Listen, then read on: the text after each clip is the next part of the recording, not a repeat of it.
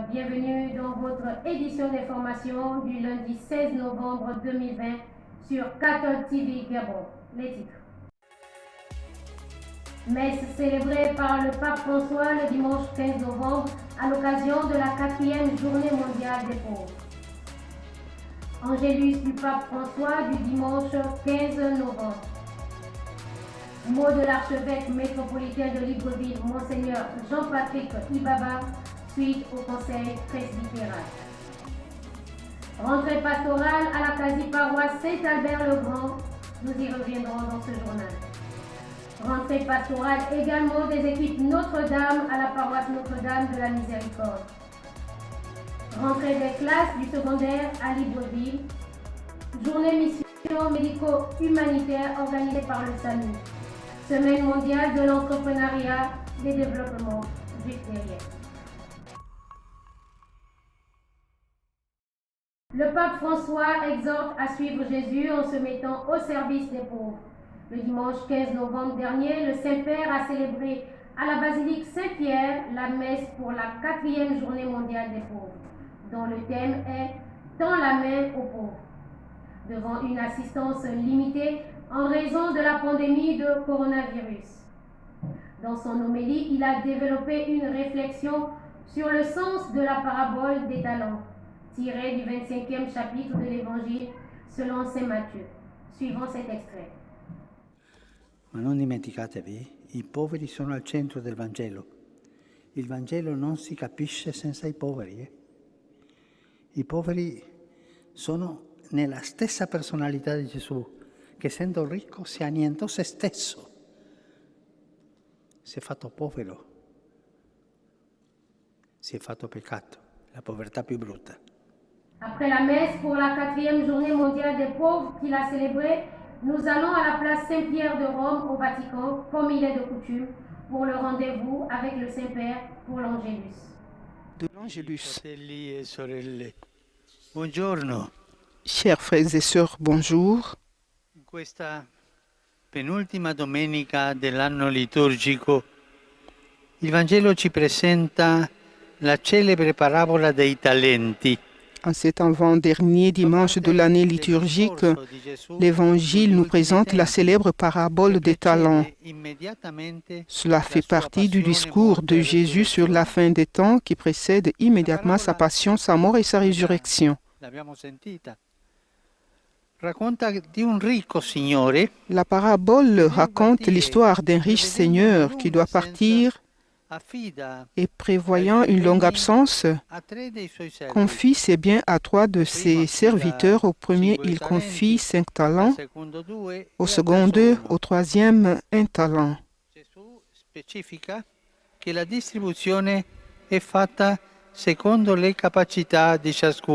Jésus précise que la distribution se fait selon la capacité de chacun. Cette parabole est valable pour tout le monde, mais comme toujours, surtout pour les chrétiens, nous avons tous reçu de Dieu un héritage en tant qu'être humain, d'abord la vie elle-même, puis les différentes facultés physiques et spirituelles.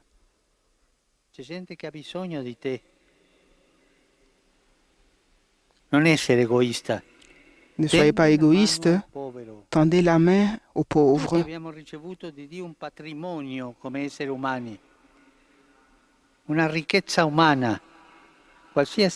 Nous avons tous reçu de Dieu une richesse humaine. Nous avons reçu la foi, l'Évangile, le Saint-Esprit, les sacrements. Ces dons doivent être utilisés pour faire du bien dans cette vie, comme un service à Dieu et à nos frères.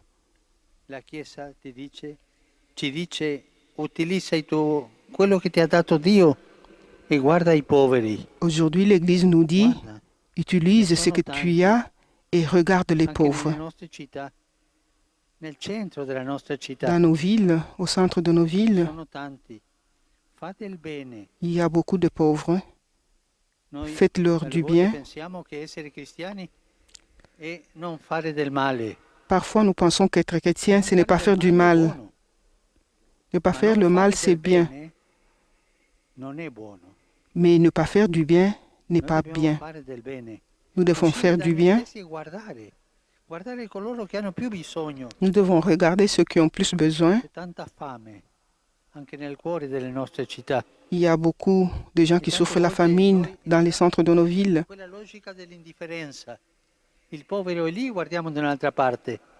Le pauvre est là et nous regardons de l'autre côté. Nous devons nous éloigner de cette logique. Questi vescovi che parlano dei poveri. Noi vogliamo che ci parlino della vita eterna.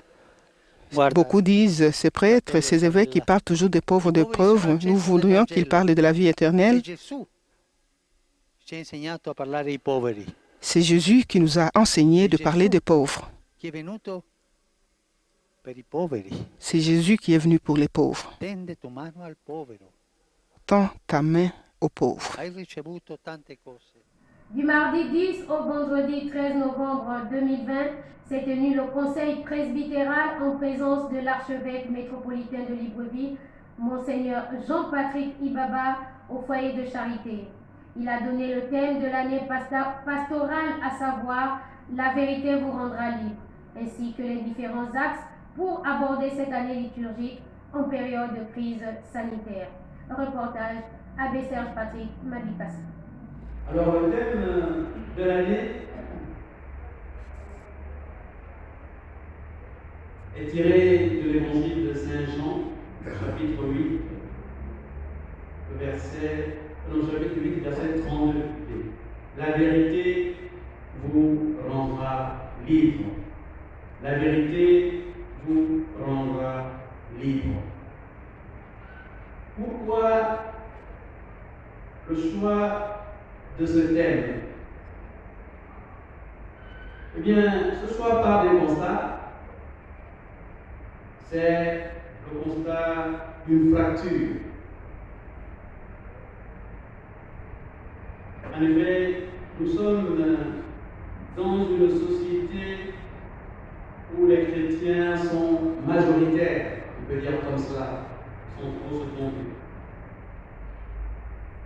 Et pourtant, ceux qui décident nous proposent un projet de société qui est loin d'être favorable pour l'épanouissement des valeurs chrétiennes. Ces derniers temps-ci, il y a beaucoup de lois qui ont été faites. Il y a par exemple la dépénalisation de l'homosexualité, la légalisation du mariage coutumier, l'orientation sexuelle, le droit au divorce, l'avortement, et bien, toutes ces choses-là ne sont pas un terrain favorable pour la majorité des chrétiens qui constituent notre population ici au Gabon. Pour moi, c'est une fracture. L'autre fracture que je remarque, eh bien, c'est la manière de gérer l'information. Et les jours qui viennent de passer, chacun peut le constater. L'information, c'est les tâches du réel et de la vérité. Ce qui est présenté, c'est une vérité construite, fabriquée par les médias, les réseaux sociaux. Et on peut noter qu'il y a beaucoup de fausseté et il y a beaucoup de faussaires.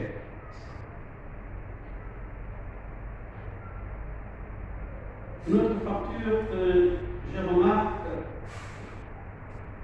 c'est que notre élite actuelle a été formée pour la plupart dans nos collèges et nos lycées catholiques.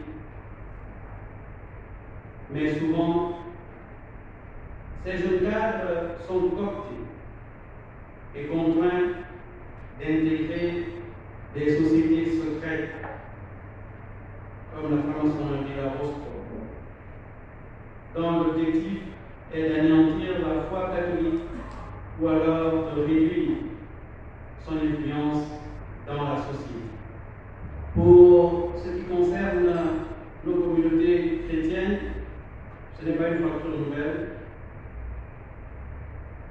Il y a une distance entre ce que nous sommes réellement et notre témoignage. Nous avons une pratique religieuse très forte, des célébrations très fréquentées, mais en même temps, on constate dans notre pays une violence et une corruption toujours plus grandissantes.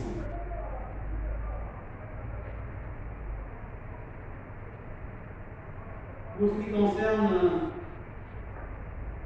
les hommes de Dieu que nous sommes, il y a également une fracture entre la pauvreté et le détachement que nous prêchons et qui doit caractériser notre vie et la résistance à une gestion responsable et transparente.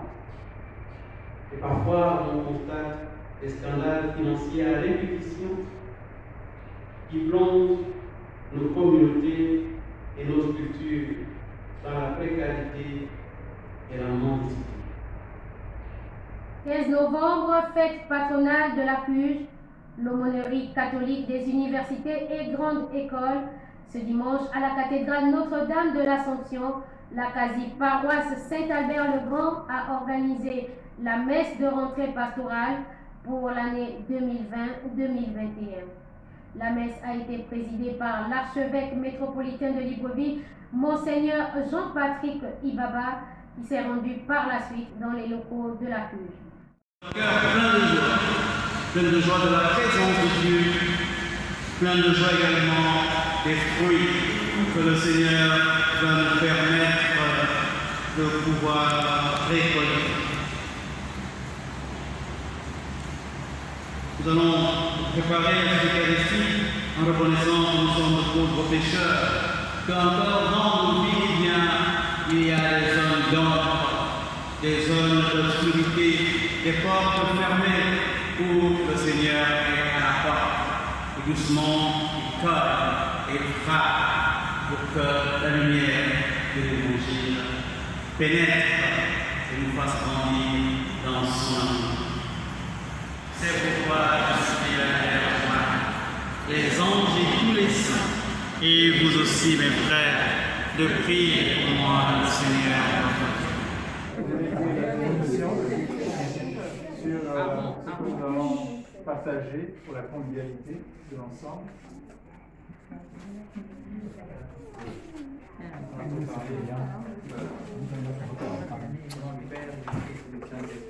Amen. Béni Seigneur au sein des hommes, et le repas de tes enfants.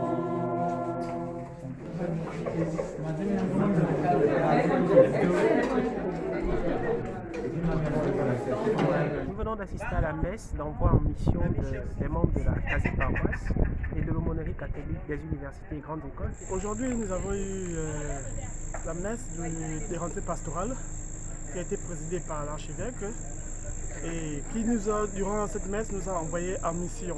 Le Monseigneur l'archevêque qui a bien voulu célébrer cette messe au cours de laquelle il a béni chacun des responsables de la quasi-paroisse d'Albert-le-Grand et nous a donné l'occasion d'aller en mission. Et cette mission serait d'être disponible pour nos frères et sœurs, de pouvoir être porteurs de l'évangile, quoi qu'il en soit, quelle que soit la situation. Donc après cette belle célébration eucharistique, nous avons eu à partager un rafraîchissement dans les locaux de la quasi-paroisse, dans le siège de l'aumônerie catholique de l'université Grandes Écoles, puisque actuellement notre quasi-paroisse n'a pas de site bien précis. Donc on se bat pour arriver à devenir paroisse. Donc nous sommes en marche pour devenir paroisse. Nous invitons tous les étudiants et jeunes cadres catholiques et tous les personnels athos, personnels universitaires à bien vouloir rejoindre la quasi-paroisse d'Albert-le-Grand et la CUJ pour vivre ces moments de grâce dans la présence de Dieu au sein de cette aumônerie catholique de l'Université Grandes Écoles. Le 15 novembre, c'est la fête patronale de l'aumônerie catholique des universités Grandes Écoles, la fête de Saint-Albert-le-Grand. Et cette année, cette fête coïncide avec un dimanche, et donc nous avons eu l'ouverture de l'année à la cathédrale. Et cette messe était présidée par son Excellence, Monseigneur Jean-Patrick Ibaba. Étaient présents donc les aumôniers qui sont affectés à l'ACUJ et tous les responsables de l'ACUJ qui étaient là. L'ACUJ de la quasi-paroisse Saint-Albert-le-Grand. Donc ça a été une très belle célébration. Nous avons eu une belle homélie où le Monseigneur, commentant l'évangile du jour, nous a demandé d'aller jusqu'au bout de nos engagements, les engagements que nous prenons. Et puis à l'issue de la messe, il a donné sa bénédiction. Ça a été un très beau moment de convivialité que nous venons d'achever. Disons merci vraiment à Dieu pour ce démarrage des activités de la CUJ de la quasi-paroisse Saint-Albert-le-Grand. Reprise des activités des END, entendons par là équipe Notre-Dame. Cette fin de semaine à la paroisse Notre-Dame de la Miséricorde, 6 au quartier Alibandin, dans le 1er arrondissement de Libreville. Le Père Saint-Laurent Manvoula, curé de cette paroisse et accompagnateur des END, a célébré la messe en présence de notre reporter Steve Mpiga.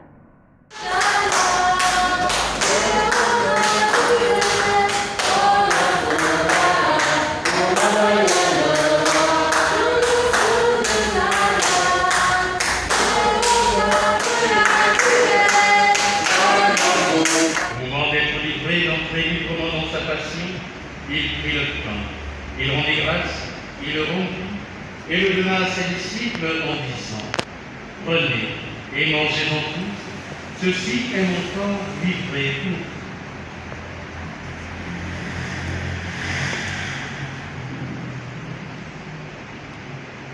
Une nouvelle éternelle qui sera versée pour vous et pour la multitude en rémission des péchés.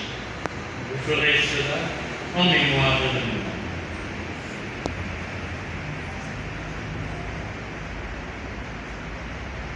Donne ma tête.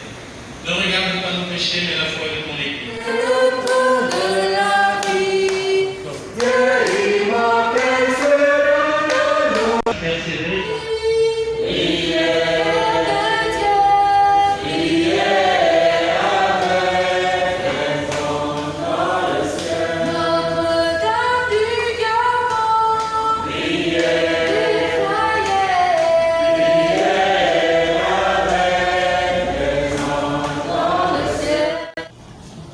Les équipes Notre-Dame sont un mouvement catholique de spiritualité conjugale. Donc, seuls les époux mariés sacramentellement à l'Église font partie du mouvement des équipes Notre-Dame. Sur adhésion, bien sûr.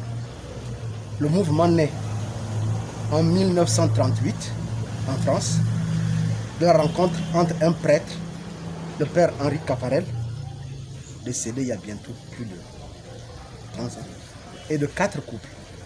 Donc les 4 couples s'approchent du jeune prêtre pour lui demander que, avec la société qui devenait un peu, dont les mœurs se dépravaient, donc ces jeunes couples voulaient aller au bout des engagements de leur baptême.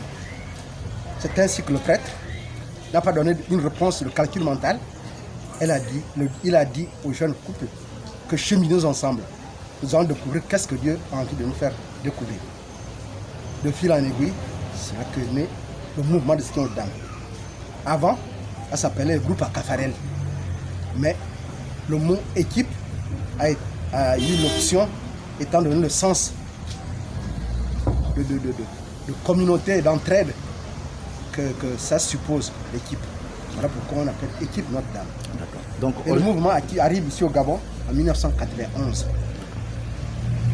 Au Romage d'Akébé, par le père Gaillard et des couples de Romage d'Akébé. Nous sommes soumis aux directives de l'évêque et surtout nous faisons la promotion de la vie de famille. Nous marchons dans la prière avec les moyens qui sont les nôtres, qu'on appelle toujours le point concret de foi, qu'on ne peut pas vous déterminer ici. Nous nous réunissons dans les maisons avec les couples et prions avec eux. Chacun a une vie spirituelle qu'il doit mener pour marcher avec les familles. et apprendre aux enfants à suivre cette voie. Parce que nous ne pouvons pas nous sauver nous-mêmes en tant que parents et oublier nos enfants. Il y a des ouvertures pour ces jeunes-là dans les EMDJ, donc l'équipe Notre-Dame Jeune. Nous avons aussi le mouvement Tandem qui aussi collabore avec les jeunes pour la bonne marche et la spiritualité de la famille. Nous allons continuer notre expansion. Ça ne se limite pas seulement à Libreville. Il y en a déjà à Port-Gentil, il y en a à Franceville, comme vous avez entendu tantôt à l'église. Et nous n'allons pas nous arrêter de si bons chemins, car toute l'église est partout. Nous souhaitons que ceux qui veulent en savoir un peu plus sur le mouvement des étudiants Notre-Dame se rapprochent. Nous avons des couples qui sont appelés des couples informateurs. C'est eux qui peuvent vous dire où est-ce que, de quoi il est question dans le mouvement des étudiants Notre-Dame. Après l'information, la personne est laissée libre, le couple est laissé libre d'adhérer ou pas. Et s'il adhère, il suit un cheminement qu'on appelle le pilotage. Donc pendant 1 an et demi, à raison d'une réunion par mois, les couples vont être formatés donc, pour qu'ils puissent répondre aux obligations du mouvement. Nous étions réunis pour célébrer l'Eucharistie dans le cadre de la rentrée d'équipe, la rentrée, on dirait, pastorale des équipes Notre-Dame de la région Gabon. Et nous étions conviés comme foyer responsable de la province, Fabienne et Jean-Pierre, nous sommes foyer responsable de la province Centre, qui comprend la région Gabon, la région Cameroun-Tchad et la région Centrafrique. Donc nous sommes le foyer liaison de la super-région auprès de ces 3 régions.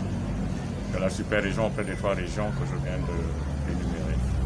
Alors nous étions rassemblés dans le cadre de la rentrée d'équipe et nous avons bien prié. Le message central était centré sur l'importance de la prière. L'importance de la prière, non seulement pour la vie chrétienne en général, mais pour le couple chrétien, le couple lié par le sacrement de mariage. Et c'est essentiel pour vivre sereinement la spiritualité des équipes Notre-Dame, mais aussi pour nos engagements comme couple missionnaire. Parce que les équipes Notre-Dame, ce n'est pas des couples repliés. Nous vivons une spiritualité qui nous aide à grandir humainement et spirituellement, mais nous vivons aussi un engagement missionnaire en allant vers d'autres couples qui ont besoin aussi de vivre le mariage dans la foi et dans la joie. Et donc la prière est essentielle. L'évangile doit être au cœur des familles pour que les familles redécouvrent d'abord ce qu'elles sont.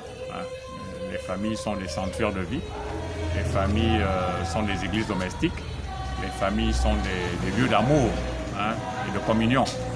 C'est d'abord ça. Et cette année d'ailleurs, le thème d'étude des équipes Notre-Dame porte sur le sacrement de mariage. Parce que lorsqu'on a compris ce qu'est le sacrement de mariage, comme lien reflétant l'union du Christ et de l'Église, donc un lien d'amour, un lien indéfectible, lorsqu'on a compris ce que c'est, le reste, on peut dire, vient tout seul. On comprend mieux que les couples liés par le sacrement sont des couples qui sont appelés à promouvoir la vie, d'abord auprès des enfants, dont la dimension éducative n'est pas exclue. Et les couples sont appelés aussi à promouvoir la pastorale de la famille, c'est-à-dire promouvoir le sacrement de mariage pour que un peu plus de personnes, notamment les jeunes, s'engagent dans le mariage sans peur, et qu'ils vivent vraiment ce pourquoi Dieu avait institué le mariage. Vous comprenez bien que les équipes Notre-Dame, c'est une grande école d'amour. Nous ne sommes pas arrivés à la perfection, loin de là, mais nous sommes là pour apprendre, pour essayer de vivre l'évangile de Jésus-Christ dans nos foyers. Et donc, nous avons aussi une mission d'évangéliser les familles pour qu'ils découvrent la vocation de chaque parent. La vocation de chaque parent, c'est ce que nous apprenons aux équipes Notre-Dame, à vivre en chrétien dans nos foyers avec nos enfants et de nous ouvrir aux autres En gros, c'est ce que nous vivons. Et ça passe par les thèmes d'études annuels. Nous avons chaque année un thème qui nous regroupe, dans lequel on essaie de creuser l'évangile de Jésus-Christ selon le mariage. Qu'est-ce que Jésus a voulu nous enseigner par rapport au mariage? Comment vivre le mariage dans nos foyers?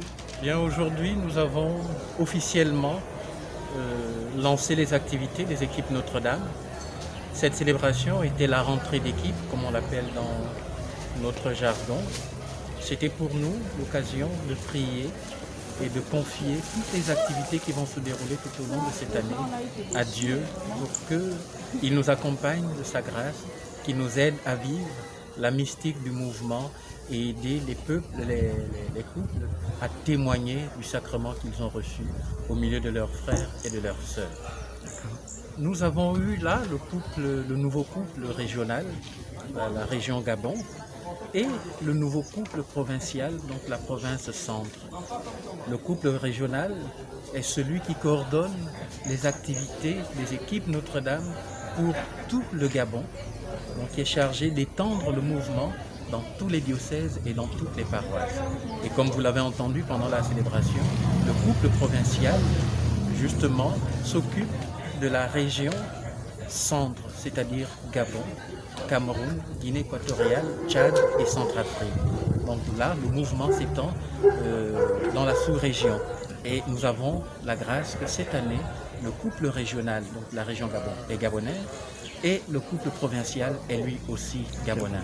C'est une grâce pour nous, c'est une marque de confiance et c'est un signe que le mouvement est en train de s'enraciner véritablement dans notre pays. Nous voyons de plus en plus de couples chrétiens témoigner de la joie du sacrement qu'ils ont reçu. Donc c'est tout cela que nous avons porté en prière au cours de cette Eucharistie. Alors je suis équipier depuis 7 ans déjà, c'est-à-dire que j'accompagne des couples mariés à l'église. Et jusqu'il y a quelques mois, j'étais responsable du secteur B. Parce qu'à l'intérieur du Gabon, nous sommes organisés en secteurs. On s'organise en secteur pour que les choses soient mieux coordonnées. Et avec l'élection du nouveau couple régional, il m'a été demandé d'accompagner la région Gabon. Donc je quitte le secteur B pour m'investir dans les activités qui concernent tout notre pays. Et c'est cette charge que j'assume depuis quelques mois. Ce lundi 16 novembre 2020 était marqué par la reprise des cours dans les lycées et collèges pour les classes du second cycle après celle du primaire la semaine dernière. Au lycée Paul Indjenjengonju, ancien lycée d'État, et au collège Anjumba, le scénario fut le même à l'entrée du portail, port du masque obligatoire et prise de température pour accéder aux différentes salles de classe. Reportage Steve Mpiga.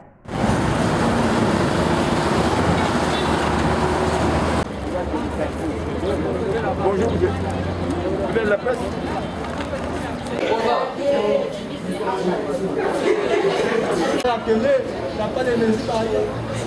Nous sommes sur une nouvelle phase d'expérimentation qui tient compte de la pandémie.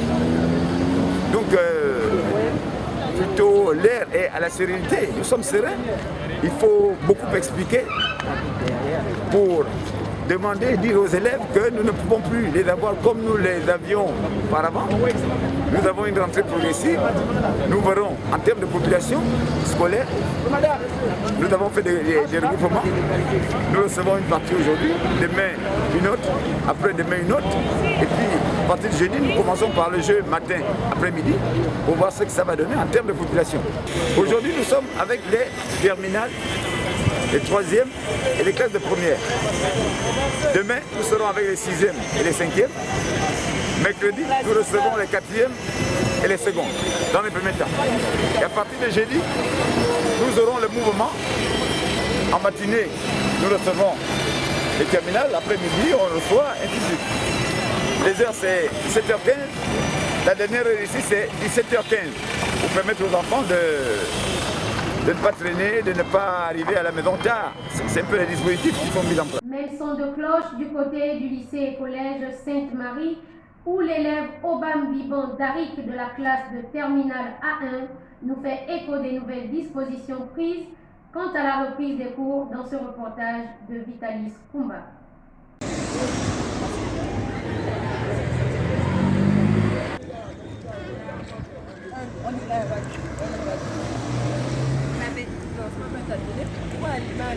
Aujourd'hui, les courants bien débuté dans notre lycée.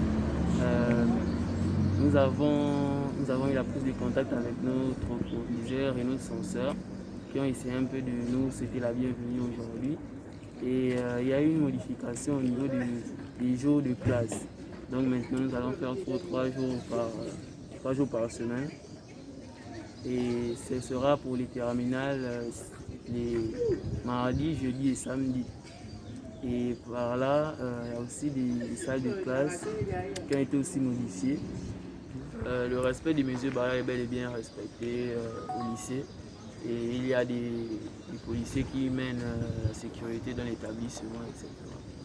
Social avec le SAMU, le service d'aide médicale d'urgence du Gabon. Dans le souci de la préservation de la santé des plus démunis, le SAMU a effectué à leur siège derrière la prison, ce dimanche marquant la journée mondiale des pauvres, une action sociale à l'endroit de nombreuses familles. Une mission qui avait pour objectif la consultation, l'admission des soins et la remise des médicaments. Tout cela dans la gratuité totale.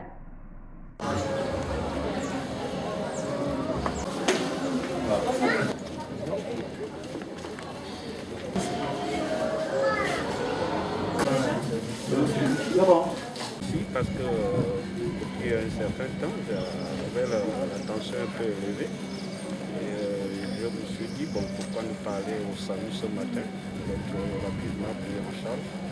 C'est ce qui a été fait. Je suis arrivé, j'ai été très bien accueilli. Tout de suite, on m'a orienté vers un cardiologue qui m'a consulté instantanément. Le service est rapide et j'exhorte vraiment la population à s'y rendre. Parce qu'il y a beaucoup de gens qui sont malades dans le quartier et qui ne savent pas l'existence du SAMU. Alors le SAMU est au service de la population gabonaise. Ce matin, comme chaque week-end, nous consultons les Gabonais totalement gratuits. Le mondial de l'entrepreneuriat du 16 au 22 novembre 2020. Il n'y a pas de saut métier, mais des sauts gens. C'est dans cet esprit que le jeune Vincent s'est illustré dans le ramassage des ordures, métier qu'il exerce sans aucune honte, nous confie-t-il dans ce reportage de Steve Mpiga. C'est un travail d'abord que tout le monde néglige parce qu'ils se disent que c'est honteux.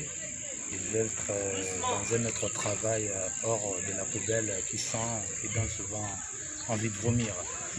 Moi, je l'ai choisi parce que là, je me retrouve là un peu. C'est la patience. La vie même d'abord pour la patience. Donc, avec ça, quand même, ça fait l'essentiel. J'arrive à faire de l'essentiel avec. J'ai des maisons où ils sont abonnés à moi. Je passe à lever les ordures tous les 2 jours pour éviter que les poubelles ne s'accumulent et puis de faire sentir la maison.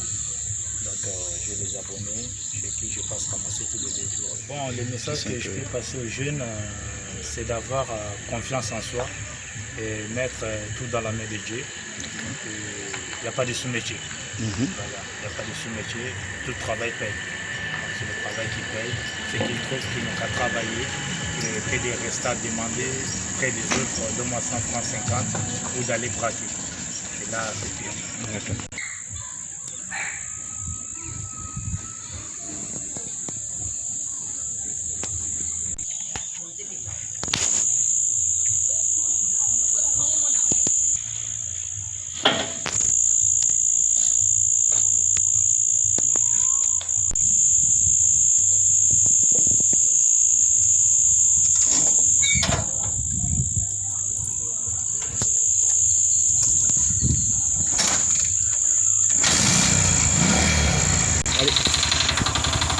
Bon, le message que je peux passer aussi au gouvernement, c'est de penser à la jeunesse, de les donner des outils de travail comme les genres de moto pour qu'ils puissent aussi gagner leur bout de pain.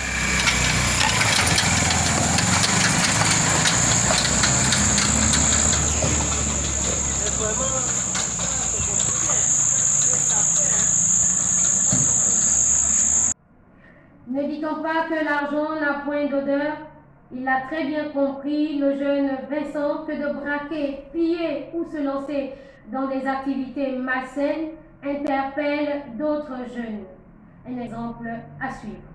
Mesdames et messieurs qui nous suivez sur la grande toile, c'est sur cette note que s'achève cette édition d'information. Lundi 16 novembre, c'est la Sainte Marguerite. Nous souhaitons bonne fête à toutes les personnes qui portent ce prénom. Prochain rendez-vous avec l'information sur Catholic TV Gabon le mercredi 18 novembre prochain. Présentation de ce journal, Nadia Lucie Moulongo Zini. Merci à l'équipe technique qui nous accompagne et merci à vous de nous avoir suivis. En marche vers les 200 ans de notre Église, gardons la foi, l'espérance et la charité.